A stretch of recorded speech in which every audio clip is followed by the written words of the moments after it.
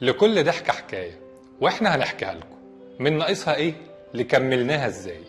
تعالوا بقى احكي لكم اول حدوته معانا.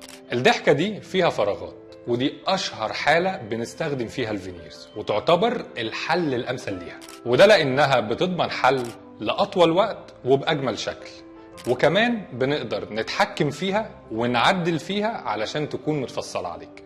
لكن لازم واحنا بنقفل الفراغات دي الاسنان ما تكبرش مننا، وده بيكون عن طريق ان احنا نوزع المسافات اللي موجودة بحيث يكون في تناسق بين احجام الاسنان وبعضها، وبالتالي يبقى في تناسق في الابتسامة كلها. في حلول تانية للحالة دي زي التقويم.